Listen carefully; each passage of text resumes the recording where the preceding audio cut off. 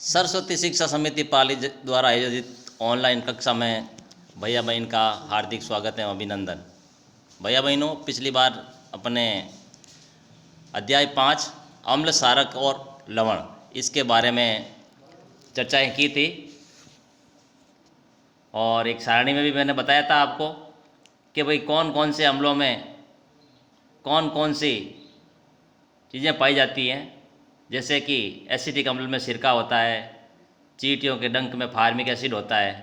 और यहाँ पर यह प्रश्न भी इम्पोर्टेंट बनता है कि चींटियाँ काटने पर जलन क्यों होती है।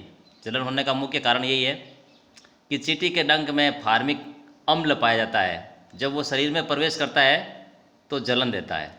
इसी प्रकार बहुत ही इम्पोर्टेंट चीज़ है, लैक्टिक अम्ल किस में पाया जाता है, तो ये दही में पाया जाता है।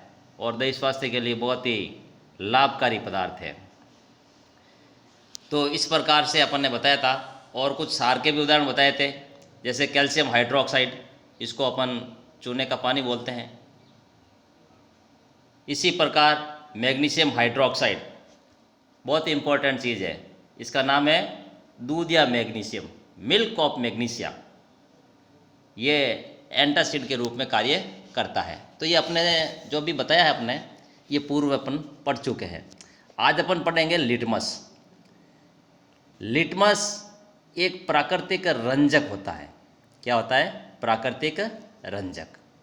अब ये रंजक क्या होते हैं? ये किसी के साथ मिलके अम्ल, क्षार और लवण के गुण बताते हैं। अम्ल, क्षार या कोई भी पदार्थ उदासीन है, विलयन उदासीन है, उसके बारे में बताते हैं। तो सबसे सामान्य रूप से अपन बात करते हैं लाइकेन। लाइकेन एक प्राकृतिक, देखो सूचक दो प्रकार के होते हैं। सूचक कितने प्रकार के होते हैं? दो। एक तो होता है प्राकृतिक सूचक और दूसरा होता है कृत्रिम सूचक। प्राकृतिक का मतलब जो प्रकृति में पहले से मौजूद है, बनाने की आवश्यकता नहीं है, अपने आप भगवान ने दी अपने को चीज़ें, तो वो प्राकृतिक सूचक कहलाते हैं, है ना। जैसे हल्दी है, हल्दी भी एक प्राकृतिक सूचक है। गुड़हल की पंखुड़ियों की बात करते हैं तो वो भी एक प्राकृतिक सूचक है। तो ये कहलाते हैं प्राकृतिक सूचक। एक होते हैं कृत्रिम सूचक। कृत्रिम सूचक का मतलब होता है जो मनुष्य बनाता है, मनुष्य के द्वारा निर्मित होता है, उसे अपन प्राकृतिक सूचक कहते हैं। जैसे उदाहरण के तौर पर फिनोप्थेलिन। फिनोप्थेलिन एक प्राकृतिक सूचक है। तो सबसे पहले सामान्य रूप से उपयोग किया जाने वाला प्राकृतिक सूचक लिटमस है। इसे लाइकेनों से निष्कर्षित किया जाता है। निष्कर्षित का मतलब होता है उससे प्राप्त करना। अशुद्ध जल में इसका रंग मौव का मतलब होता है नील स्वर्ण होता है। जब इसे अम्लीय विलयन में मिलाया जाता है तो ये लाल हो जाता है, और जब क्षारीय विलयन में मिलाया जाता है तो ये नीला हो जाता है। ये विलयन के रूप में अथवा कागज़ की पुड़िया के रूप में उपलब्ध होता है, जिसे लिटमस पत्र कहते हैं। जैसा कि अभी अपन ने चित्र बताएंगे आपको कि क्या होता है। सामान्यतः ये लाल और नीले लिटमस पत्र के रूप में उपलब्ध होते हैं।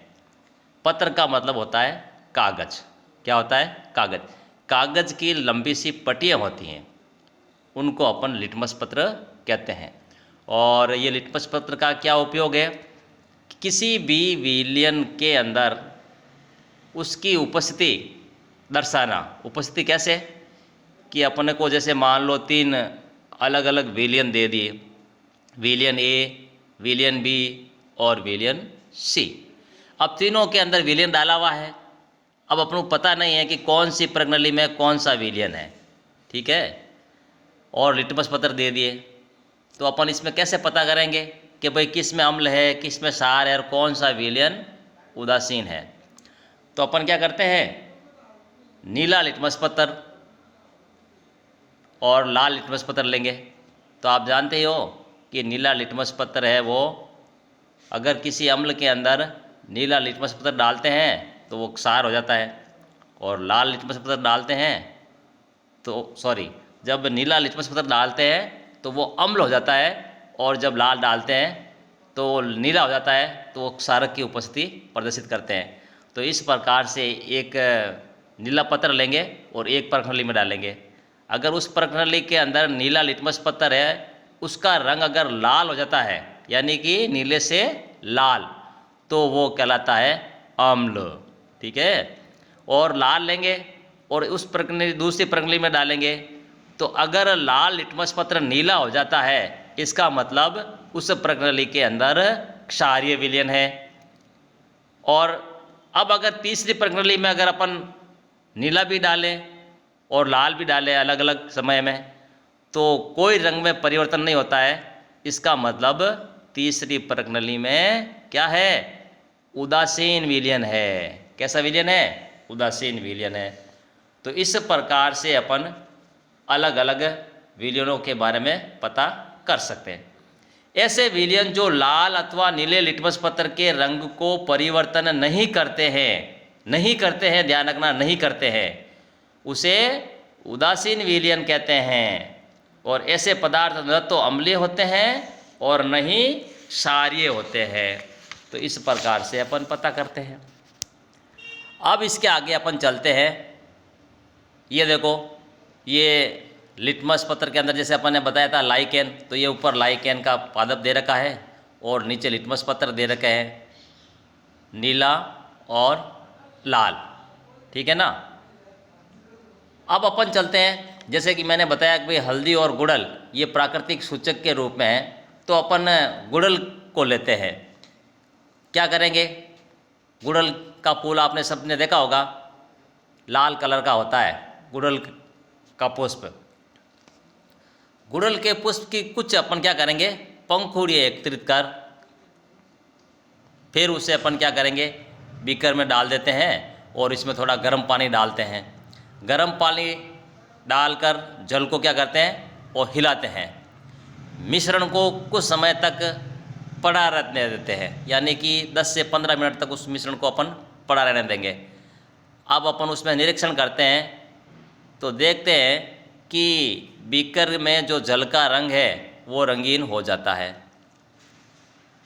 और रंगीन धीरे धीरे बढ़ेगा। और जब तक रंगीन जल को सूचक के रूप में प्रयोग करते हैं, अब क्या करेंगे? इस रंगीन जल को अपन क्या करेंगे? सूचक के रूप में प्रयोग करेंगे। तो सूचक के रूप में प्रयोग करेंगे तो अम्ल के साथ अलग रंग आएगा, क्षार के साथ अलग आएगा। तो गुड़ल के पुष्प का सूचक अम्लीय विलयनों को गहरा गुलाबी कर देता है और क्षारीय विलयन को हरा कर देता है। तो इस प्रकार से अपन ये प्राकृतिक सूचक के रूप में प्रयोग करते हैं। अब देखो, ये 3 प्रखंडलीय है, एक में अम्ल है, एक में सूचक है और एक में क्षार है। तो इस प्रकार से अपन सूचक को क्या करेंगे? अम्ल में भी डालेंगे और क्षार में भी डालेंगे। तो अम्ल में डालेंगे तो रंग गुलाबी हो जाएगा और क्षार में डालेंगे तो हरा हो जाएगा।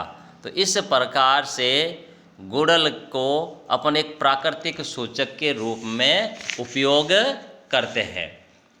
तो ये था अपने सूचक के बारे में। अब अपन ये जो आज पढ़ा है इसके बारे में मैं आपको गृह कार्य के रूप में 3 प्रश्न दे रहा हूँ। पहला प्रश्न यह है, अम्ल, क्षारक और उदासीन विलयन की परिभाषा लिखिए। यानी कि अम्ल किसे कहते हैं, क्षार किसे कहते हैं, उदासीन विलयन किसे कहते हैं, इसकी परिभाषा लिखनी है। फिर बाद में कि फिर प्राकृतिक सूचक के कोई नाम लिखिए। तो अभी मैंने बताया आपको प्राकृतिक सूचकों के 2 नाम, हल्दी और गुड़ल की पंखुड़ियाँ। तीसरा और महत्वपूर्ण जो प्रश्न है वो मैं एक सारणी के रूप में दे रहा हूँ आपको, सारणी के रूप में दे रहा हूँ। अब इसके अंदर अपन क्या करेंगे? सूचक मिलाएंगे। तो आपको नोट करना है कि सूचक मिलाने से पहले विलयन का रंग कैसा था और मिलाने के बाद में अंतिम रंग कैसा है। तो एक सारणी के रूप में मैं प्रश्न दे रहा हूँ, इस सारणी को पूरा करना है। तो तीसरा प्रश्न है, निम्नलिखित सारणी को पूर्ण कीजिए। ठीक है। तो ये 3 प्रश्न हो गए। आज अपन इतना ही पढ़ेंगे। धन्यवाद।